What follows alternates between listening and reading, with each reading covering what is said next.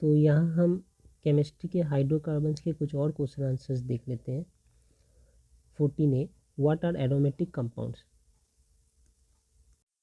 So the aromatic compounds are organic hydrocarbon compound that consist of conjugated planar ring structure. Conjugated means one after another alternate single and double bond उनमें रहेंगे with delocalized pi electrons which make them unusually stable. तो pi electrons जो है यहाँ पर ऐसे, इसे pi electron कहते हैं। ये डीलोकलाइज है, कभी यहाँ यहाँ यहाँ और नहीं तो फिर दूसरे कॉम्बिनेशन में ऐसे भी बना सकता हूँ कि ये इधर इधर और इधर ऐसे, ये वाले फेस में। तो इलेक्ट्रॉन्स जो है ऐसे ऐसे कर कर जंप कर रहे हैं, अपने जगह को चेंज कर रहे हैं। तो डीलोकलाइज पाई इलेक्ट्रॉन के कारण ये अनयूजुअली स्टेबल होते हैं। They mainly undergo substitution reaction and are non polar and have distinct pleasant smell aromas. इनमें बहुत अच्छा खुशबू होती है। Hence they are called aromatic hydrocarbon और एरिन्स। इनका ये एग्जाम्पल है, ये बेंजीन है और इसे टोलिन कहते हैं। इनका यूज़ है प्लास्टिक में, डाई में, डिटर्जेंट में, एक्सप्लोसिव में और गैसोलीन में इनके यूजेस होते हैं। तो ये हमने कह दिया व्हाट आर एरोमेटिक कंपाउंड्स। फिर how will you prepare benzene from phenol, benzoic acid and acetylene. तो ये हम देख लेते हैं कैसे कैसे क्या बना सकते हैं। तो बी का है पार्ट 1। फेनॉल से मुझे बनाना है benzoic acid, sorry benzene. Phenol किसे कहते हैं? ये है हमारा फेनॉल, ऐसा। ओके, ये फेनॉल है, इनके बीच में एक सर्कल बनाते हैं। ये डीलोकलाइज पाई इलेक्ट्रॉन दिखा रहे हैं हमें। इनको मैं अगर जिंक से रिएक्ट करूँगा और हीट करूँगा तो ये जो ओ है ये जिंक के संग आ जाएंगे। तो हमारा बेंजीन सिर्फ ऐसा रह जाता है, प्लस ZnO। अब कहेंगे ये H कहाँ गया? ये H इनके साथ जुड़ा है, यहाँ हर में एक एक H लगा है जो हम नहीं दिखाते हैं, लेकिन सब में H है। तो यहाँ भी एक H है, सिर्फ O हटकर इस जिंक के साथ कॉम्बाइन हो गए। सो यहाँ पर मुझे क्या मिला? यहाँ पर ये फेनॉल है और यहाँ पर ये बेंजीन है। यहाँ पर रिडक्शन हुआ है क्योंकि रिमूवल ऑफ ऑक्सीजन हुआ है ये फेनॉल से, तो रिमूवल ऑफ ऑक्सीजन को ही रिडक्शन कहते हैं। तो यहाँ क्या क्या हुआ है लिखते हैं। ये एक फ्री रेडिकल मैकेनिज्म है।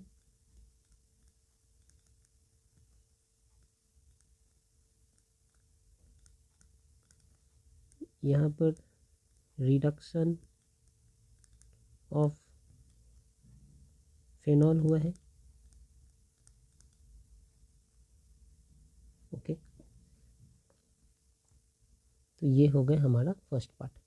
सेकेंड पार्ट में है कि बेंजोइक एसिड से मुझे बेंजीन बनाना है, वो कैसे कर सकते हैं देखते हैं। तो बेंजोइक एसिड से बेंजीन बनाना है तो मुझे बेंजोइक एसिड ये है COOH और ऐसा, ये हमारा बेंजोइक एसिड है। पहले बेंजोइक एसिड को मैं सोडियम हाइड्रोक्साइड के साथ फ्यूज़ करना होगा, फ्यूज़। तो ये एक एसिड बेस रिएक्शन हो रहा है, एसिड बेस रिएक्शन। यहाँ पर हमारा ये बेंजोइक एसिड जो है ये एसिड है और ये सोडियम हाइड्रोक्साइड हमारा बेस है। तो ये एसिड बेस रिएक्शन होंगे। ये वाले को मैं नेगेटिव, ये पॉजिटिव, और यहाँ ये पॉजिटिव ये नेगेटिव लिख सकता हूँ। तो ये नेगेटिव इनके साथ अटैच हो जाएंगे और ये पॉजिटिव इनके साथ अटैच हो जाएंगे। तो मुझे क्या मिलेगा यहाँ पर?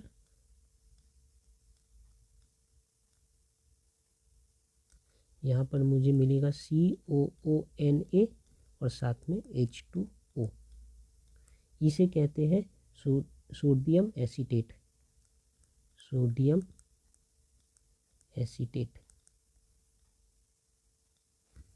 सॉरी, इसे हम कहते हैं सोडियम बेंजोएट, एसीटेट नहीं, बेंजोएट। ये है क्या? ये है salt, sodium salt of benzoic acid. देख सकते हैं ना, ये बेंजोइक एसिड का सोडियम सॉल्ट है। तो ये sodium salt of benzoic acid.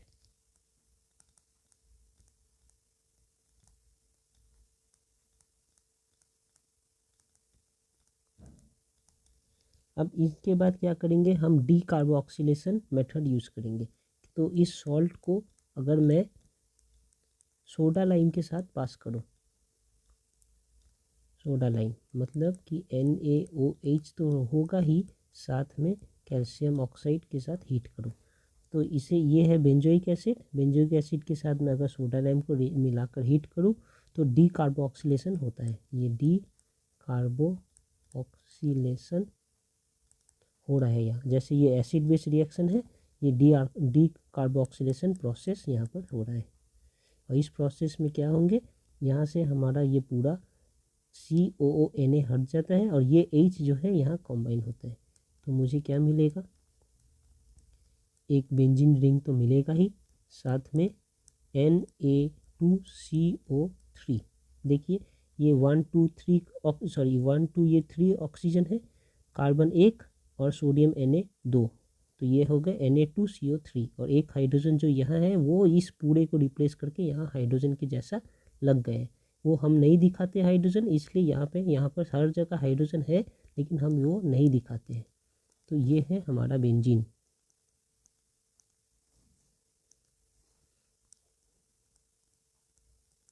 तो इस दो स्टेप से हम बेंजोइक एसिड से बेंजीन बना सकते हैं। ये हमारा सोडियम बेंजोइट है।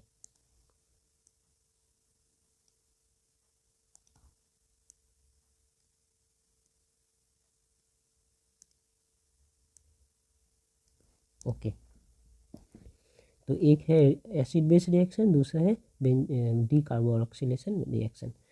तीसरा हमसे कहा था इन्होंने कि एसिटिलीन से बनाना है। तो एसिटिलीन से हमें पता है कि साइक्लिक पॉलीमराइजेशन करने से ही एसिटिलीन से बन जाता है बेंजीन। तो मैं 3 एसिटिलीन के मॉलिक्यूल लेता हूँ और इनको रेड हॉट आयरन से पास करूँगा, ट्यूब से, एट 873 केल्विन या 500 डिग्री सेंटीग्रेड भी कह सकते हैं। ठीक है, तो ये साइक्लिक पॉलीमराइजेशन होगा और मुझे बेंजीन मिलेगा।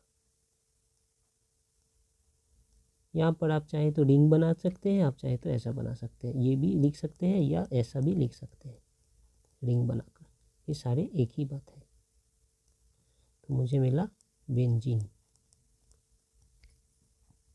ये हो क्या रहा है, ये है साइक्लिक पॉलीमराइजेशन।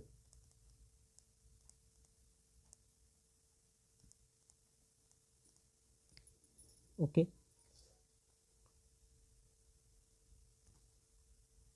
और क्या लिखा है यहाँ पर हमें पूछ रहे हैं, ये क्वेश्चन खत्म। 15 give 2 examples to show that benzene behaves differently from the aliphatic compounds. बाकी एलिफेटिक कंपाउंड से बेंजीन थोड़ा अलग बिहेव करता है, तो मुझे 2 एग्जाम्पल देकर ये बताना है कि ऐसा क्यों होता है। तो बेंजीन बाकी कंपाउंड से इसलिए एलिफेटिक कंपाउंड से अलग बिहेव करता है क्योंकि इनमें डी लोकलाइज्ड पाई इलेक्ट्रॉन्स है। ऐसे पाई इलेक्ट्रॉन्स जो अपने पोजीशन को चेंज करते रहते हैं, इनके कारण इनके बिहेवियर में और इनके रिएक्शंस में अलग अलग चेंजेस आती है। तो वो 2 चेंज हम यहाँ अभी देख लेते हैं। तो पहले तो benzene has double bonds but it is unusually stable है कंपेयर टू एडिन्स। एडिन्स में भी डबल बॉन्ड होते हैं लेकिन वो एडिशन रिएक्शन करते हैं, वो ब्रेक हो जाते हैं जल्दी जल्दी। लेकिन बेंजीन में वो डबल बॉन्ड होने के बाद भी वो बहुत स्टेबल होते हैं क्योंकि उनका जो पाई इलेक्ट्रॉन्स है वो डी लोकलाइज्ड है, वो अपने जगह को चेंज करते रहते हैं। तो अब हम 2 एग्जाम्पल के साथ दिखाते हैं कि वो कैसे अलग है। तो पहला एग्जाम्पल दिखाते हैं, एग्जाम्पल 1, ये होगा हमारा हाइड्रोजिनेशन। तो unlike alkane and alkanes, hydrogenation of benzene requires harsh condition. ठीक है, अनलाइक एल्केन्स एंड एल्कीन्स, इनका हाइड्रोजनेशन बहुत जल्दी नहीं होता है। Alkenes hydrogenation of benzene requires harsh condition. और वो हाइड्रोजनेशन जब होंगे तो कैसा दिखेंगे वो, ये हमारा बेंजीन है, इनमें alternate double bond single bond है, इसे हाइड्रोजनेशन करना है तो 3H2 से ऐड करूँगा।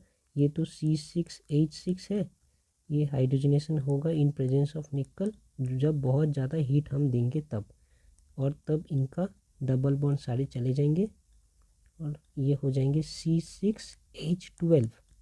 ठीक है, ये यहाँ पर 6 हाइड्रोजन इनमें एंटर कर दें तो ये H12, इनका नाम है साइक्लोहेक्सेन।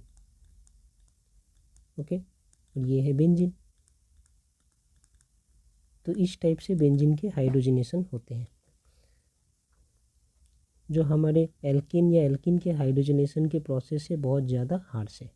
और सेकंड एग्जांपल हम देख लेंगे यहाँ पर ब्रोमिनेशन का। ब्रोमिनेशन मतलब अगर मुझे ब्रोमीन ऐड करना है तब क्या हो रहा है वो हम देखते हैं। तो एल्केन्स में ब्रोमिनेशन ऐड करना है, एल्किन्स में ऐड करना है, और ये बेंजीन में ऐड करना है। तो देखते हैं कि क्या क्या डिफरेंस है। तो एक साइक्लोहेक्सेन ही ले लेते हैं, C6H12। स्ट्रक्चर इनका कैसा होगा, ऐसा। इनके साथ अगर मुझे ब्रोमिनेशन करना है तो मुझे यूवी रे चाहिए होगा या सनलाइट चाहिए होगा, सनलाइट, तभी यहाँ ब्रोमिनेशन होंगे, ये डार्क में नहीं होंगे। तो ब्रोमिनेशन होने के बाद एक ब्रोमीन, एक हाइड्रोजन हटकर एक ब्रोमीन यहाँ ऐड होंगे, C6H11Br। इनका नाम है ब्रोमो साइक्लोहेक्सेन। ओके, और यहाँ पर क्या हो रहा है, दूसरे Br के साथ एक H यहाँ से जो छूटकर निकला है वह यहाँ ऐड हो रहा है। ये देखने में साइक्लोहेक्सेन ऐसा है, और ये देखने में कैसे है, ये देखने में ऐसे है।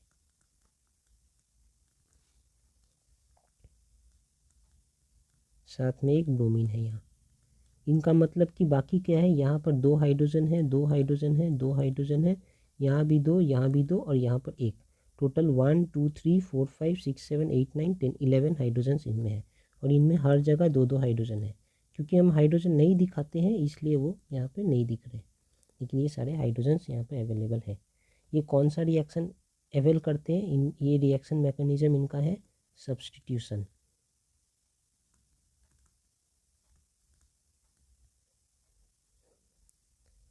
सब्स्टिट्यूशन रिएक्शन है, और ये फ्री रेडिकल मैकेनिज्म है, free radical mechanism. Free radical mechanism में क्या होता है, एक ब्रोमीन का फ्री रेडिकल बनता है 2, और हमारे साइक्लोहेक्सेन का भी फ्री रेडिकल बना है। उसके बाद ये ऐसे साइक्लोहेक्सेन के भी एक फ्री रेडिकल बने होंगे। उनके बाद ये फ्री रेडिकल्स खुद में कॉम्बाइन करते हैं और एक हाइड्रोजन का भी फ्री रेडिकल बना है। ये दोनों मिले हुए थे तो साइक्लोहेक्सेन था, और ये दोनों मिले हुए थे तो ब्रोमीन था। ये चारों फ्री रेडिकल हो गए। अब ये एक दोनों और ये दोनों मिलकर ऐसे ये कंपाउंड और ये कंपाउंड बनाए हैं। तो ये सब्स्टिट्यूशन है as well as free radical mechanism पे काम करते हैं। अगर मैं इसके बाद, ये तो एल्केन हो गए, अगर एल्कीन की बात करूँ तो एल्कीन कैसा हो सकता है हमारा, C डबल बॉन्ड C, ये H, ये हमारा एल्कीन है। ये कौन सा एल्कीन है, ये इथीन है। इस इथीन का अगर मैं, यहाँ H रह गया, इथीन का अगर मैं ब्रोमिनेशन करूँगा तो ये इन प्रेजेंस ऑफ कार्बन टेट्राक्लोराइड होता है इन डार्क। देखिए इनमें सनलाइट चाहिए था तब जाकर ब्रोमिनेशन होता, लेकिन ये डार्क में भी ब्रोमिनेशन हो जा रहा है इनका। तो ये इनका डिफरेंस है, इनमें एडिशन रिएक्शन हो रहा है क्योंकि 2 ऐड हो रहे हैं। यहाँ पर देखिए डबल बॉन्ड टूटकर सिंगल बॉन्ड बन रहा है और 2 लेग अलग से आ रहे हैं, बाकी जो है हाइड्रोजन पहले जैसे सेम है। अब ये डबल बॉन्ड टूटकर सिंगल बॉन्ड बना है, 2 लेग आए हैं, और ये ब्रोमीन जो है ये ऐसे बने हैं Br और Br, एक पॉजिटिव एक नेगेटिव। अब वो यहाँ पर जाकर ऐड हो रहे हैं Br और Br। हमें क्या मिल रहा है, ये है 1,2 डाई ब्रोमो इथेन। अगर इसे देखें कि ये किस टाइप का रिएक्शन है तो क्या ये सब्स्टिट्यूशन है, कुछ हटकर कुछ आया ना, यहाँ तो दोनों ब्रोमीन सिर्फ ऐड हो गए हैं। तो ये एक एडिशन रिएक्शन है, ठीक है। और किस मैकेनिज्म पे काम कर रहा है, ये इलेक्ट्रोफिलिक एडिशन मैकेनिज्म पे काम कर रहे हैं, इलेक्ट्रोफिलिक, क्योंकि ये इलेक्ट्रोफाइल है, ये पॉजिटिव वाले को इलेक्ट्रोफाइल कहते हैं, इलेक्ट्रोफिलिक एडिशन रिएक्शन है, एडिशन मैकेनिज्म। तो इस मैकेनिज्म पे ये काम करते हैं।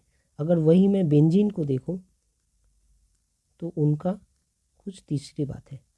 बेंजीन को ऐसे लिख सकता हूँ, इनके साथ अगर मुझे ब्रोमिनेशन करना है तो या ये तो ना तो सनलाइट में होंगे ना तो डार्क में होंगे, इनके लिए अलग से कैटलिस्ट यूज करना होगा जिनका नाम है एनहाइड्रस एल्युमिनियम क्लोराइड, ये AlCl3 एनहाइड्रस मतलब विदाउट मॉइस्चर विदाउट वाटर। ये एनहाइड्रस ड्राई, एनहाइड्रस मतलब dry, without moisture without water. Anhydrous aluminium chloride के प्रेजेंस में अगर मैं ब्रोमीन के साथ इनको रिएक्ट करूँ तब यहाँ पर रिएक्शन होगा, और ये इलेक्ट्रोफिलिक सब्सटीट्यूशन है। यहाँ भी एक पॉजिटिव नेगेटिव पाथ बनता है और फिर जाके इनके साथ कॉम्बाइन होता है। तो ये ऐसे ऐसे ऐसे, साथ में यहाँ हाइड्रोजन थे जो मैं नहीं दिखाता, वो हाइड्रोजन हट गए और ब्रोमीन ऐड हो गए, तो इसलिए ये सब्सटीट्यूशन रिएक्शन हुआ। प्लस HBr, जो हाइड्रोजन हटे थे वो इस ब्रोमीन के एक और दूसरे ब्रोमीन से ऐड करके HBr बन गया। ये हमारा साइड प्रोडक्ट है, ये मेन प्रोडक्ट है, इसे कहते हैं ब्रोमो बेंजीन। ये हमारा नॉर्मल बेंजीन। अब ये किस टाइप का रिएक्शन है अगर देखें तो ये है सब्सटीट्यूशन रिएक्शन, क्योंकि कुछ हटकर कुछ आया है, एक हाइड्रोजन हटकर एक ब्रोमीन आया है, ये सब्सटीट्यूशन रिएक्शन। और ये किस मैकेनिज्म में काम कर रहा है, तो वही पॉजिटिव नेगेटिव हो रहे हैं, तो ये इलेक्ट्रोफिलिक सब्सटीट्यूशन मैकेनिज्म पे काम कर रहे हैं। तो आप देखिए तीनों का ही मैकेनिज्म अलग है। तो ब्रोमीन इसलिए हमारा, बेंजीन इसलिए हमारा इन तीनों से अलग है। तो ये हो गए हमारे first part. Right calculate structure of benzene and give its defect. तो कैलकुलेट स्ट्रक्चर ऑफ बेंजीन में क्या है वो देखते हैं। पहले कैलकुलेट स्ट्रक्चर ऑफ बेंजीन क्या कहते हैं, वो ये कह रहे हैं, हमारे साइंटिस्ट है, उन्होंने स्ट्रक्चर दिया है, उनका स्ट्रक्चर ऐसा है।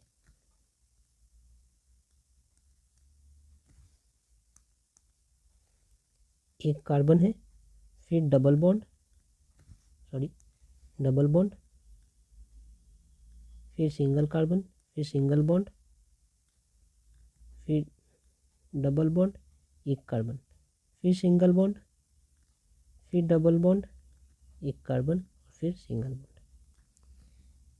और सारे में एक एक हाइड्रोजन ऐड है।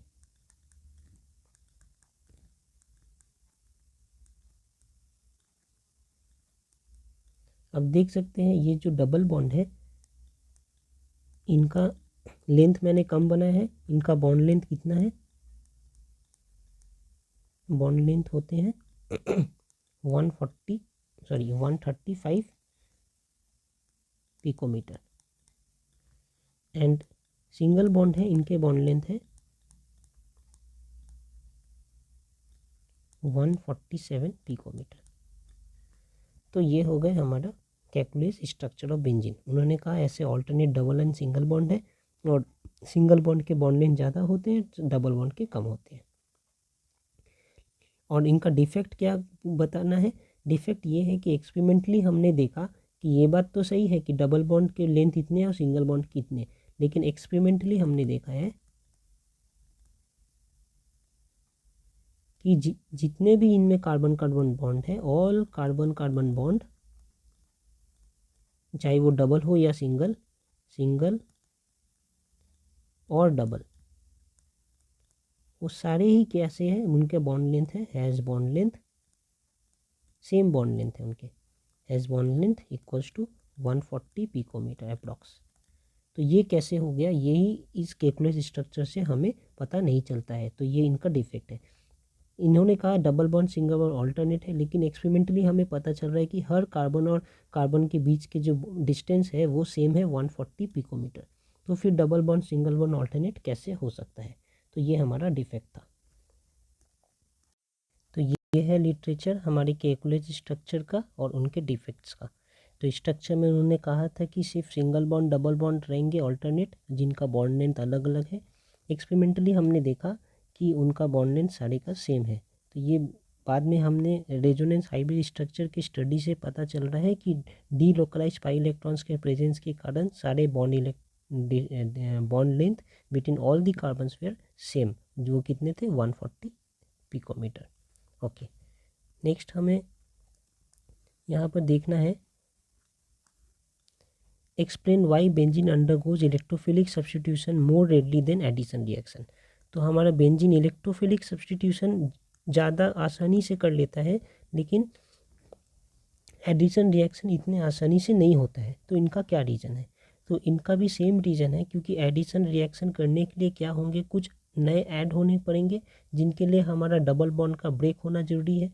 और डबल बॉन्ड ब्रेक होने से बेंजीन की स्टेबिलिटी लॉस्ट हो जाएंगी, उनका एरोमेटिक कैरेक्टर लॉस्ट हो जाएगा। Alternate pi bond and alternate single and double bond वो लॉस्ट हो जाएंगे, तो ये अनस्टेबल हो जाएंगे। इसके कारण वो अपनी स्टेबिलिटी मेंटेन रखने के लिए सिर्फ सब्सटीट्यूशन रिएक्शन करते हैं, मतलब हाइड्रोजन को आउट करेंगे, कोई दूसरे को इन करेंगे, ब्रोमीन को इन करेंगे, या हाइड्रोजन को आउट करके मिथाइल ग्रुप को या सल्फोनिक ग्रुप को इन करेंगे, नाइट्रेट ग्रुप को इन करेंगे। इस टाइप के रिएक्शन वो करते हैं, ये है उनका रीज़न।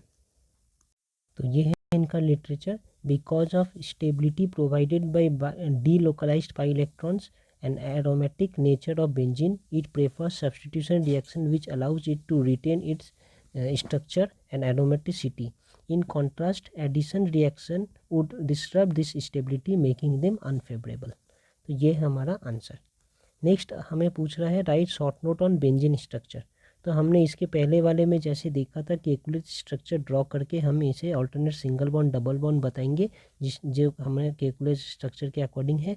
इनका बॉन्ड लेंथ भी बताएंगे, और ये भी बताएंगे कि एक्सपेरिमेंटली इनका बॉन्ड लेंथ ना तो 135 था ना तो 147, ये 140 थे, और सारे कार्बन के बीच में बॉन्ड लेंथ सेम थे। तो ये था इस स्ट्रक्चर के defect, that it was found that bond length between each of the carbon atoms were same experimentally.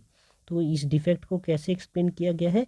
इसे एक्सप्लेन किया गया बाय रेजोनेंस हाइब्रिड स्ट्रक्चर, जहाँ कह रहे हैं कि क्योंकि ये पाई बॉन्ड जो है वो डीलोकलाइज्ड है, ये इलेक्ट्रॉन्स यहाँ से यहाँ और ये वाले यहाँ और ये वाले यहाँ, और ऐसे करेंगे तो ये बन जाएंगे, और फिर वो अगर अपने पोजीशन को ऐसे डॉटेड लाइन एरो के जैसे चेंज करें तो ये बन जाएंगे।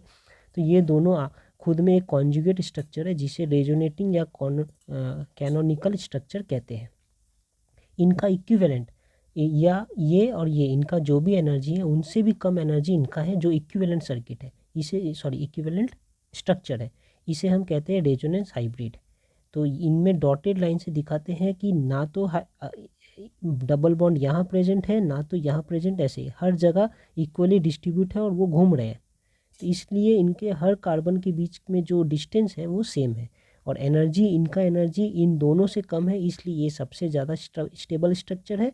और इनका बॉन्ड लेंथ 140 है, यहाँ पर बॉन्ड लेंथ तो 135 और यहाँ पर 147, यहाँ पर ऑल्टरनेट है तो यहाँ पर 147 ये वाले में और ये वाले में 135। लेकिन अगर सारे को सेम करना है तो मुझे ऐसा डॉट स्ट्रक्चर बनाना है जहाँ पर ये 140 है। तो देखिए सिंगल बॉन्ड में 147, डबल बॉन्ड में 135, लेकिन डीलोकलाइज्ड पाई इलेक्ट्रॉन, जहाँ एक सॉलिड बॉन्ड है और एक डीलोकलाइज्ड पाई इलेक्ट्रॉन्स के लिए बॉन्ड है, ये 140 है।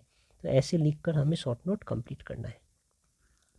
नेक्स्ट हम लिख रहे हैं यहाँ पर कि how is benzene prepared in laboratory. Laboratory में हम बेंजीन कैसे प्रिपेयर कर सकते हैं, मुझे एक मेथड बताना है। तो देखते हैं, हम सोडियम बेंजोएट ले, COONA, वो ऐसा इनका स्ट्रक्चर है। इस सोडियम बेंजोएट को अगर सोडा लाइम से पास किया जाए और हीट किया जाए, CaO, ये दोनों मिलाकर सोडा लाइम होता है, हमें पता है, ये और ये दोनों मिलाकर सोडा लाइम होता है। और ये है हमारा सोडियम बेंजोएट। सोडियम बेंजोएट को सोडा लाइम के साथ अगर मैं बॉयल करूं तो ये हमें बेंजीन देंगे, और क्या देंगे, Na2CO3। ये हमारा साइड प्रोडक्ट है और ये हमारा बेंजीन है। ये कौन सा प्रोसेस है, ये डी कार्बोक्सिलेशन प्रोसेस है।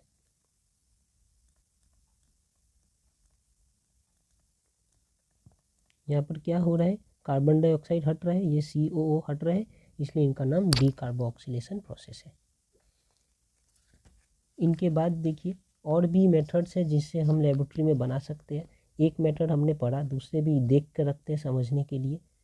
CH ट्रिपल बॉन्ड CH, ये कौन सा मेथड है, ये मेथड का नाम है साइक्लिक पॉलीमराइजेशन मेथड। यहाँ लिख देता हूँ, साइक्लिक पॉलीमराइजेशन। यहाँ पर हो रहा है, क्या देना होता है, रेड हॉट आयरन ट्यूब से अगर मैं पास करूँ 873 केल्विन में, तो ये साइक्लिक पॉलीमराइजेशन होकर मुझे एक बेंजीन मिलेंगे ऐसा।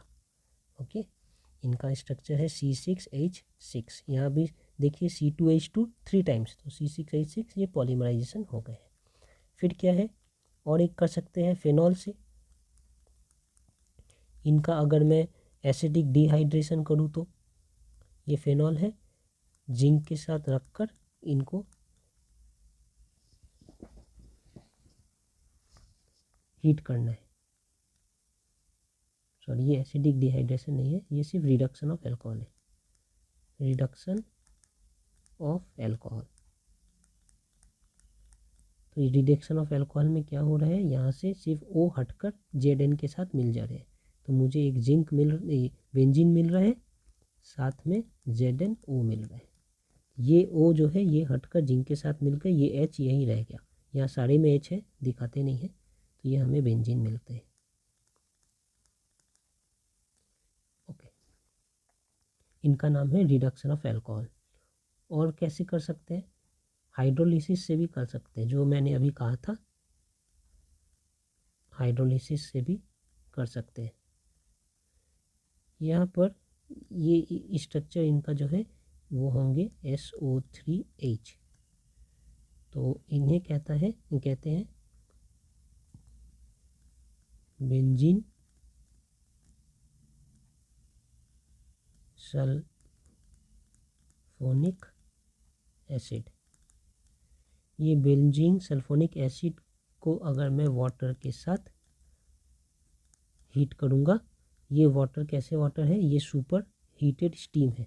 So let me right super heated steam.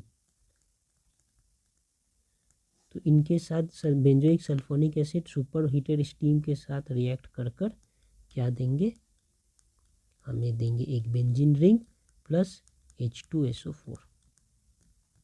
Okay, ये सब नीचे आ जाते हैं, एक H सिर्फ रह जाता है, SO3 इनके संग कॉम्बाइन करेंगे तो हमें H2SO4 मिल रहा है। तो ये हो गया हमारा बेंजीन। ये कौन सा मेथड है, इनको क्या कहेंगे, इनको कहेंगे हाइड्रोलिसिस। क्यों, क्योंकि वाटर के संग ऐड हो रहे हैं ये इनमें, इसलिए हाइड्रोलिसिस। तो ये सारे मेथड हमने कहा, इनका क्या नाम है, इनका नाम है फेनॉल।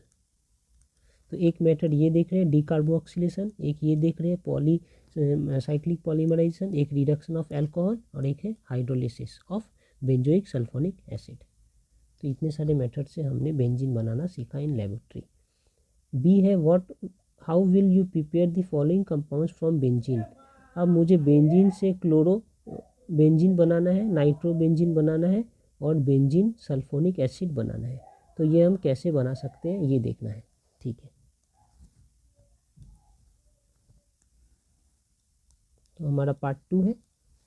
यहाँ पर मुझे सबसे पहले क्लोरोबेंजीन बनाना है। तो क्लोरोबेंजीन बनाने के लिए मैं एक बेंजीन लूँगा। ओके, इस बेंजीन में क्लोरीन का एडिशन हो रहा है इन presence of anhydrous aluminium chloride. तो मुझे आउटपुट मिल रहा है एक बेंजीन रिंग रहेगा ही, साथ में क्लोरीन प्लस HCl, इसे इनका नाम है क्लोरोबेंजीन, और ये HCl, ठीक है। दूसरा क्या है, मुझे बेंजीन से बनाना है नाइट्रोबेंजीन। तो ये हमारा बेंजीन रिंग, इनके साथ HNO3 ये कॉन्सेंट्रेटेड होना चाहिए। तो इन्हें क्या कहते हैं, नाइट्रिक एसिड। ये हमारा बेंजीन, ये रिएक्ट करेंगे in presence of concentrated sulphuric acid H2SO4। It will act as a catalyst. Output क्या देंगे, बेंजीन रिंग है, साथ में NO2 यहाँ लग गया, ओके, और साथ में H2O। तो इनका क्या नाम है, इनका नाम है नाइट्रोबेंजीन, ओके। फिर थर्ड क्या कहा हमसे इन्होंने, सल्फोनिक बेंजीन एसिड बनाना है, बेंजीन सल्फोनिक एसिड। उनके लिए मुझे बेंजीन लेकर उनके साथ रिएक्ट करना है फ्यूमिंग सल्फ्यूरिक एसिड। H2SO4 है लेकिन ये फ्यूमिंग है, FUMING, फ्यूमिंग H2SO4। इनके संग जब ये हीट करे जाएंगे तो इनमें ये हमारा बेंजीन साथ में SO3H ये लग गया, ओके, और वाटर आउट। अब देखिए यहाँ पर, यहाँ से मैं इनका क्या कर सकता हूँ, यहाँ से SO3 और एक H निकाल लेता हूँ बाहर, तो OH रह जाता है।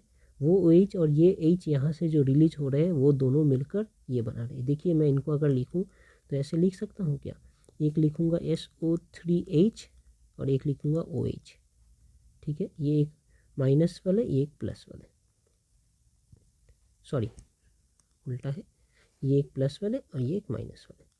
तो ये प्लस और ये पूरे जाकर यहाँ के अटैच हो जाएंगे, लेकिन यहाँ एक हाइड्रोजन था वो निकल के बाहर आएगा, वो इस हाइड्रोजन के संग रिएक्ट करके वाटर, और ये पूरे यहाँ पर जाकर ये, ओके। इनका नाम है बेंजीन सल्फोनिक एसिड। तो ये हमें बेंजोइक सल्फोनिक एसिड भी मिल गया, ठीक है। अब यहाँ ये सारे, ये जो तीन हमने देखा ना, ये सारे में एक कॉमन रिएक्शन हो रहा है, ये है electrophilic substitution reaction. Electrophilic substitution reaction सब में, 1 में भी है, 2 में भी है एंड 3 में भी है, तीनों में ही इलेक्ट्रोफिलिक सब्स्टिट्यूशन रिएक्शन हो रहे हैं। होता क्या है, एक प्रोसेस दिखा देते हैं। एक्चुअली 3 प्रोसेस है। एक प्रोसेस है जनरेशन ऑफ इलेक्ट्रोफाइल, E+ लिखता हूँ। यहाँ पर क्या था इलेक्ट्रोफाइल, फर्स्ट वाले केस में Cl+, ये एक इलेक्ट्रोफाइल थे। सेकेंड वाले केस में ये NO2 ऐड हुआ है ना, तो ये NO2 एक इलेक्ट्रोफाइल था। थर्ड वाले केस में SO3H+, ये एक इलेक्ट्रोफाइल थे। तो ये इलेक्ट्रोफाइल जनरेट होते हैं सबसे पहले। फिर क्या होते हैं, कार्बोकैटायन फॉर्म होता है। सेकेंड स्टेप है कार्बोकैटायन का फॉर्मेशन। देखते हैं, सबसे पहले हमारा बेंजीन ऐसा था। ये मैकेनिज़्म है, एक समझने से बाकी सारे के मैकेनिज़्म आपको समझ आ जाएंगे। तो सबसे पहले हमारा बेंजीन ऐसा था। ये डबल बॉन्ड जो बेंजीन पे है, ये समझिए दोनों इलेक्ट्रॉन उठकर, ये बेंजीन के दोनों इलेक्ट्रॉन उठकर इस कार्बन के ऊपर चले आए। तो इस कार्बन के पास ज़्यादा इलेक्ट्रॉन हो गया, इस कार्बन के पास कम इलेक्ट्रॉन हो गए। तो इनका सेकेंड स्टेप क्या है, ये ऐसा दिखने लगे। ये नेगेटिव पार्ट हो गया, ये पॉजिटिव पार्ट, और बाकी सब नॉर्मल है, ठीक है। अब इनमें कौन अटैक करेगा, हमारा ये इलेक्ट्रोफाइल अटैक करेंगे इस जगह पे आकर, क्योंकि यह इलेक्ट्रोफाइल पॉजिटिव है और ये नेगेटिव है, तो इलेक्ट्रोफाइल को ये पसंद है, यहाँ पर आकर वो जुड़ जाएंगे। तो इनका सेकेंड फर्दर क्या बनेगा, ऐसा, ये एक ऐसे, ये एक ऐसे, ये पॉजिटिव पॉजिटिव ही है, और यहाँ पर आकर एक इलेक्ट्रोफाइल जुड़ जा रहा है E, और H तो पहले से ही था, ठीक है ना। H तो यहाँ पर पहले से ही था, हम तो यहाँ सब जानते हैं, यहाँ एक एक H लगा है। अब एक H के साथ एक E भी आकर जुड़ गया, तो हम कहेंगे कि इलेक्ट्रोफाइल आकर जुड़ गए हैं यहाँ पर। तो ऐसे लिख सकते हैं, यहाँ पर एक इलेक्ट्रोफाइल अटैक कर रहा है, ये इलेक्ट्रोफाइल यहाँ आकर अटैक कर रहा है, ठीक है, अटैक कर रहा है, इलेक्ट्रोफाइल यहाँ आकर अटैक कर रहा है, अटैक करके इस नेगेटिव और पॉजिटिव न्यूट्रलाइज होकर ऐसा कंपाउंड बन रहा है, ये इसे कहते हैं कार्बोकैटायन। क्यों? क्योंकि ये कार्बन का एक कैटायन है, ये कैटायन है, तो कार्बन कैटायन बन रहा है। अब क्या होगा, ये हाइड्रोजन अपने इलेक्ट्रॉन को इस कार्बन को देकर प्रोटॉन बनकर चले जाएंगे। तो देखिए उस वक्त एक ई रह जाएगा, ये हाइड्रोजन प्रोटॉन बनकर चले गए आउट, बाहर, ठीक है। और ये प्रोटॉन बन के गए तो एक इलेक्ट्रॉन, यहाँ पर 2 इलेक्ट्रॉन था ना बॉन्ड के लिए, तो वो अपने दोनों इलेक्ट्रॉन, मतलब ये अपने इलेक्ट्रॉन को भी छोड़ दिए, ये सिर्फ ऐसे ही चले गए पॉजिटिव चार्ज बनकर। तो ये जो 2 इलेक्ट्रॉन है उस 2 इलेक्ट्रॉन से यहाँ बॉन्ड बन जा रहा है, ये पॉजिटिव और ये इलेक्ट्रॉन जो एक और कार्बन के पास था वो दोनों न्यूट्रल होकर एक बॉन्ड यहाँ बना ले रहे हैं। और फिर ये बॉन्ड पहले से था, ये बॉन्ड पहले से था, देयरफॉर मुझे ये एक फाइनल प्रोडक्ट मिल गया, ठीक है ना। तो ये हो गए हमारा रिमूवल ऑफ प्रोटॉन, ये कार्बोकैटायन फॉर्मेशन। और उसके पहले थे यहाँ पर electrophile formation generation.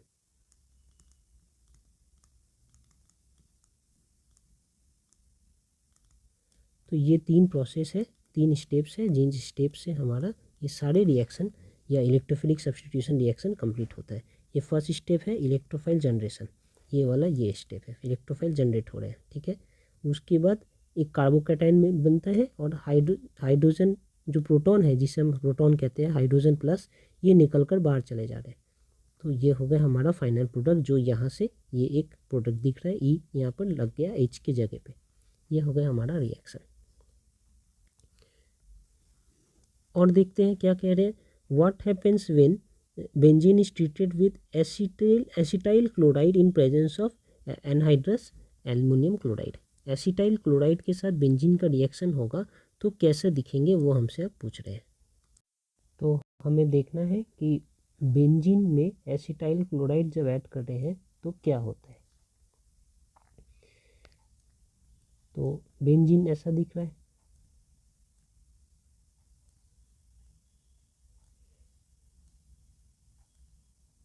Acetyl chloride add करूँगा तो एसिटाइल क्लोराइड ये होता है CH3COCl, और anhydrous aluminium, anhydrous aluminium chloride, acetyl chloride ये है एसिटाइल क्लोराइड। इनका स्ट्रक्चर अगर बनाऊँ तो ये ऐसा दिखता है, C डबल बॉन्ड O, यहाँ पर Cl है और यहाँ पर CH3 है। यहाँ पर Cl के जगह अगर Br हो, ब्रोमीन हो, तो ये एसिटाइल ब्रोमाइड हो जाएगा। इस टाइप से इनका स्ट्रक्चर है। इनके साथ इनका रिएक्शन करना है इन presence of anhydrous aluminium chloride. तो क्या हो रहा है वो हमें देखना है। पहली बात, इस टाइप के रिएक्शन का नाम होता है फ्रीडल क्राफ्ट रिएक्शन, ठीक है। इनका आउटपुट मैं बना देता हूँ पहले। इनका आउटपुट होंगे, ये रिएक्ट करके बनाते हैं,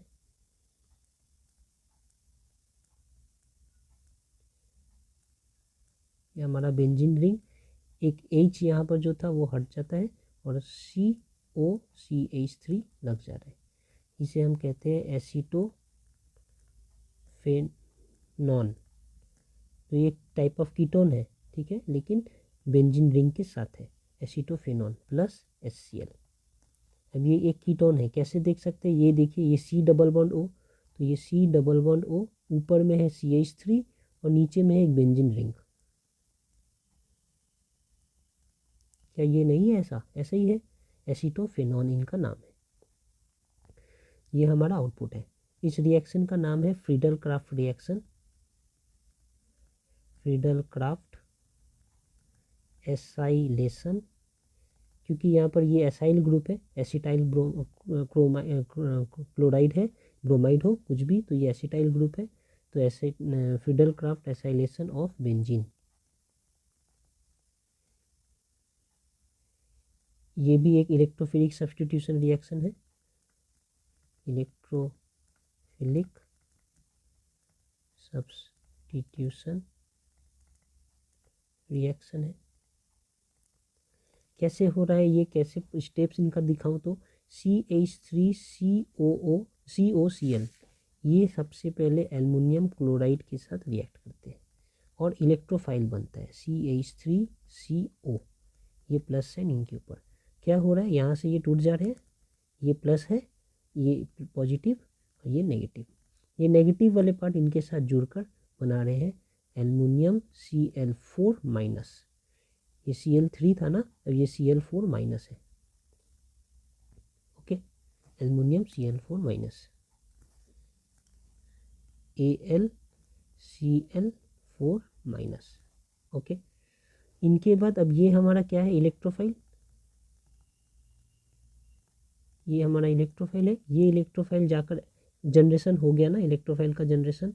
अब ये इलेक्ट्रोफाइल क्या करेंगे, कैटायन में जाकर अटैक करेंगे। तो कैटायन बनेगा कैसे, ये हमारा बेंजीन रिंग है। तो बेंजीन रिंग में ये समझ लेते हैं कि हमारा यहाँ पे डबल बॉन्ड था और ये डबल बॉन्ड उठकर इस कार्बन के ऊपर चले गया। सॉरी, ऐसे उल्टा दिखाते हैं। ये डबल बॉन्ड यहाँ से उठकर इस कार्बन के ऊपर चला गया, बाकी जो जैसे थे वैसे ही है। तो इनका क्या आउटपुट आएगा, ये ऐसे दिखेंगे। फिर यहाँ आगे है तो ये नेगेटिव है और ये पॉजिटिव है, बाकी सब ऐसे ही। अब इनमें इस नेगेटिव वाले पार्ट में ये इलेक्ट्रोफाइल आकर अटैक करते हैं। इनका क्या नाम है, CH3CO+। ये आकर अटैक करेंगे, करके क्या बनाएंगे, इलेक्ट्रोफाइल को अटैक करके ये बनाएंगे ऐसा प्रोडक्ट। ये डबल बॉन्ड है ही, यहाँ पर एक बना देंगे H तो पहले से था और यहाँ पर COCH3 ये, और प्लस यहाँ पर जो ऐसे है। तो ये हमारा कार्बोकैटायन बन गया। ठीक है, अब क्या होना है, अब ये H को H+ बनकर चले जाना है यहाँ से। तो ये क्या बनेगा,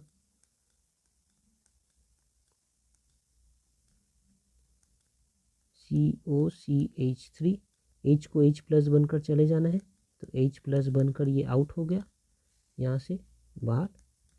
ठीक है, यहाँ पर डबल बॉन्ड थे ना, ये H से इनका बॉन्ड था, ये H+ बनकर चले गए। और यहाँ पर जो इन्होंने इलेक्ट्रॉन छोड़ा है वो इलेक्ट्रॉन के साथ ये मिलकर एक डबल बॉन्ड यहाँ फिर से बना लिया।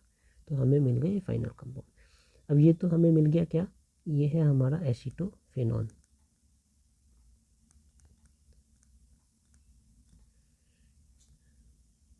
एसीटोफेनॉन, ठीक है। और ये H+ जो छूट कर जा रहा है, इनका क्या काम है, ये अब इनके साथ कंबाइन करेंगे। देखिए H+ प्लस AlCl4 माइनस, इनके साथ कंबाइन करके फिर ये HCl बनाएंगे। ये एक Cl इनके साथ चला जाएगा, प्लस AlCl3 जो पहले थे वो।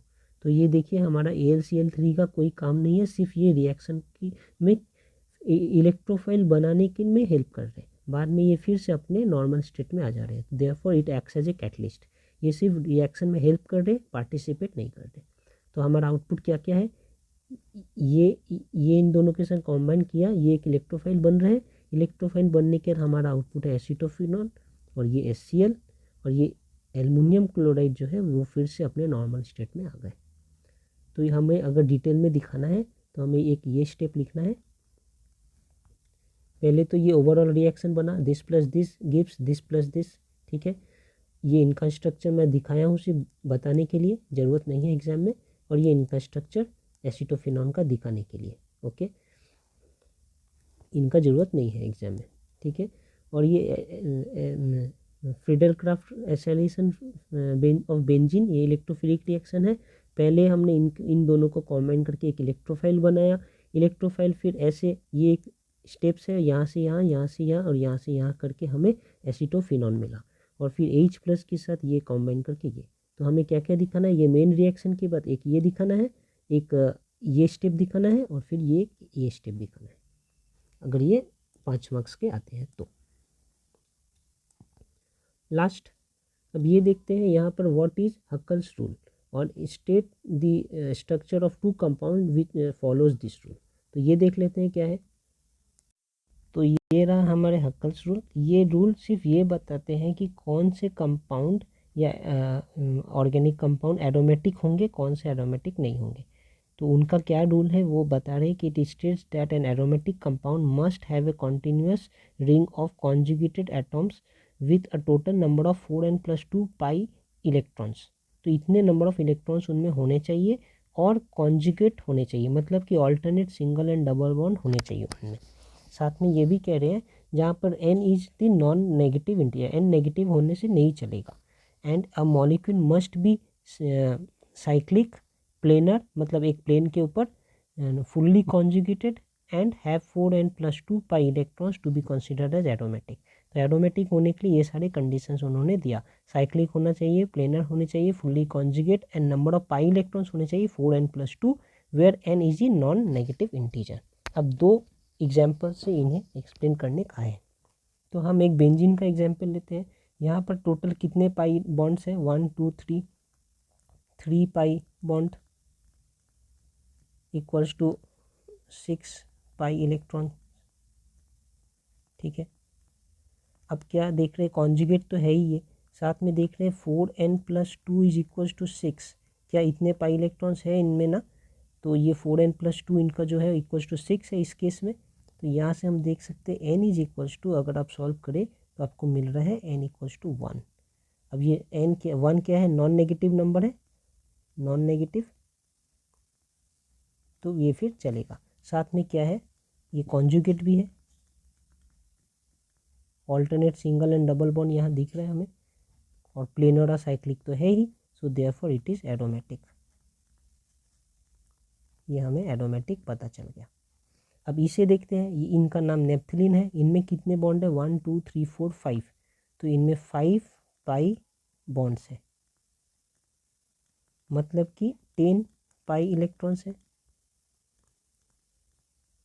ओके, अब इनके 4n+2 इज इक्वल्स टू 10 है, तो इनका फिर n कितना है, सॉल्व करके आप देखिए, इनका n आ रहा है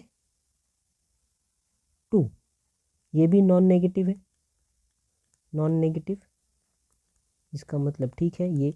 साथ में क्या ये ऑल्टर कॉन्जुगेट है, ये देखिए, double bond single bond, double bond single bond, double bond single bond, double bond single bond, double bond single bond, तो ये सारे कॉन्जुगेट है, तो कॉन्जुगेट भी है, प्लेनर तो है ही, तो और साइक्लिक भी दिख रहा है, साइकिल है, तो ये फिर क्या हो गए, एरोमेटिक, ये भी एरोमेटिक। तो ये हमने दो एग्जाम्पल दिखाए इस रूल के बेसिस पे। Give the general mechanism of electrophilic substitution. तो अब हमने जो देखा था बेंजीन में इलेक्ट्रोफिलिक सब्सटीट्यूशन हो रहे हैं, उनका ही जनरल मैकेनिज्म दिखाएंगे कोई एक एग्जाम्पल लेकर, ताकि पता चले कि कैसे बेंजीन में सब्सटीट्यूशन होते हैं। तो उनका जो जनरल मैकेनिज्म है वो इस टाइप से करते हैं, mechanism of electrophilic substitution. Okay, ये मैकेनिज्म बेसिकली 3 स्टेप्स में डिवाइडेड है, हमने पहले भी डिस्कस किया था। पहला स्टेप है जनरेशन ऑफ इलेक्ट्रोफाइल्स, इलेक्ट्रोफाइल ही बनाना हमारा पहला काम है। कैसे बनेंगे, तो देखता हूँ, ये CH3Cl ये हमारा है मिथाइल क्लोराइड, इनके संग मैं एल्युमिनियम क्लोराइड का रिएक्शन कराता हूँ।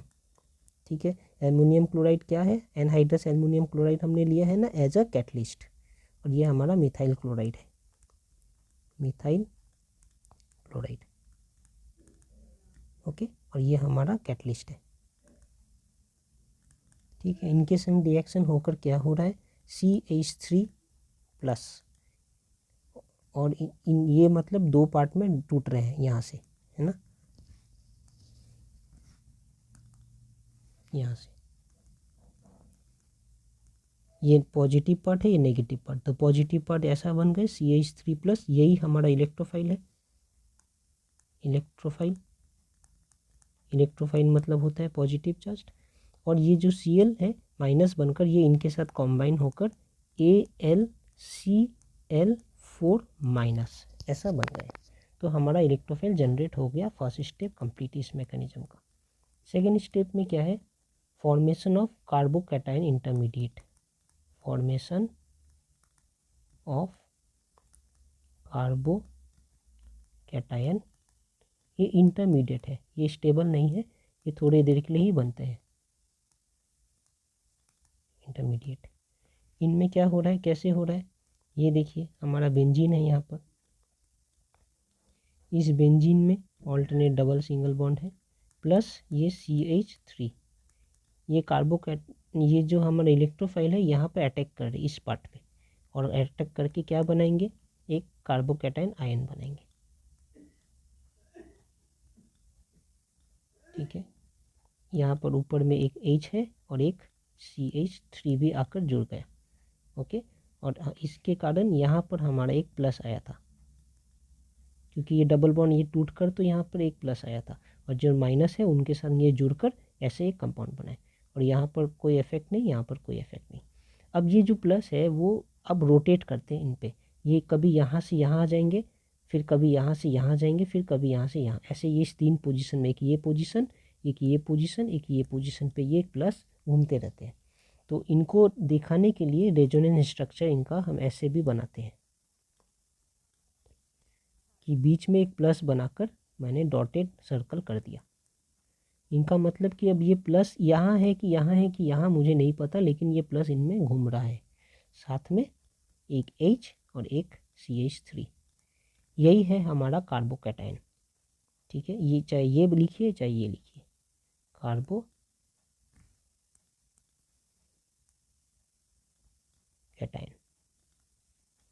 इनमें इनको हम अल्फ़ा कॉम्प्लेक्स सिग्मा कॉम्प्लेक्स भी कहते हैं, सिग्मा कॉम्प्लेक्स, और ये नॉन एरोमेटिक होता है।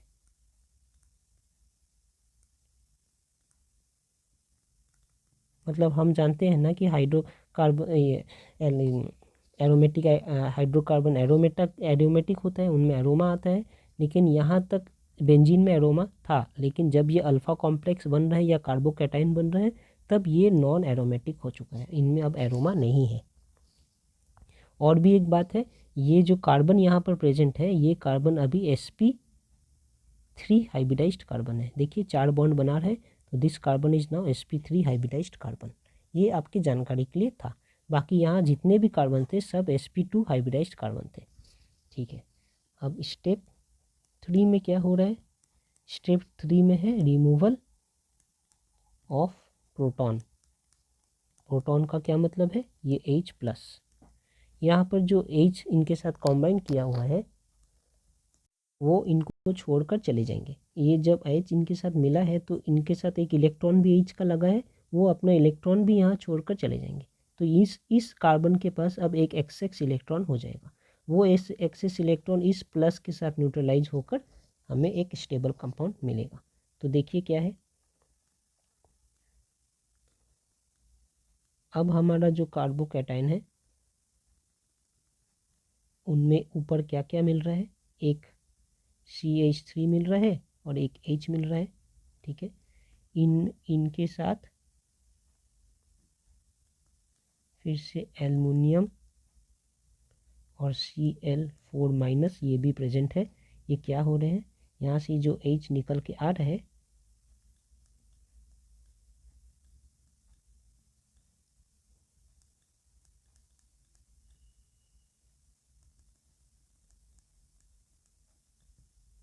इनका प्लस चला गया, क्यों, क्योंकि ये H जब गए हैं तो अपना इलेक्ट्रॉन छोड़ के गए, वो इलेक्ट्रॉन इनके साथ कॉम्बाइन करके ये अब नॉर्मल बन गए।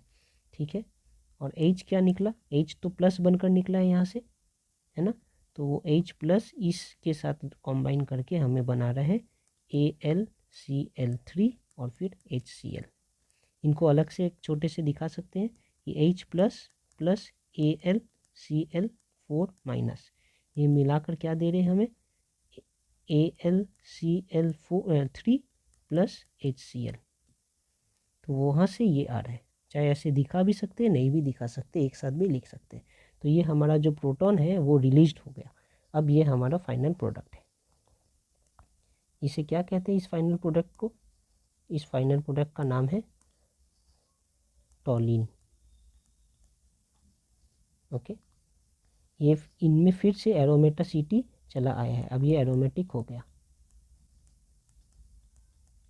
तो पहले ये एरोमेटिक था, बीच में जब ये कार्बोकैटायन बना है जिसे अल्फ़ा सिग्मा कॉम्प्लेक्स या नॉन एरोमेटिक हो जाते हैं इस वक्त, और यहाँ पे sp3 हाइब्रिडाइजेशन है इस कार्बन का। बाद में ये एल्युमिनियम AlCl4 माइनस से फिर कॉम्बाइन करते हैं और हाइड्रोजन चला जाता है H+ बनकर, तब ये फिर से एरोमेटिक बन जाते हैं और इनका नाम टोलिन है। ये हमने एक CH3Cl से एग्जाम्पल से दिखाया है। इसे कहते हैं, इसका एक ये जैसे हमने पहले देखा था फ्रीडल क्राफ्ट एसाइलेशन, ये भी एक फेमस एक्सपेरिमेंट है, रिएक्शन है। इनका नाम है फ्रीडल क्राफ्ट एल्काइलेशन, क्योंकि ये एल्काइल ऐड हुआ है ना, ये जो ग्रुप है ये एल्काइल ग्रुप है, तो इसलिए इनका नाम है Friedel craft alkylation of benzene. और नीडलेस टू से यहाँ पे तो इलेक्ट्रोफाइल्स बन रहे हैं, ये इलेक्ट्रोफाइल्स इसलिए इलेक्ट्रोफिलिक सब्स्टिट्यूशन रिएक्शन है, ऊपर ही लिखा है। तो this is a electrophile substitution reaction, it is called Friedel Crafts acylation. Thank you.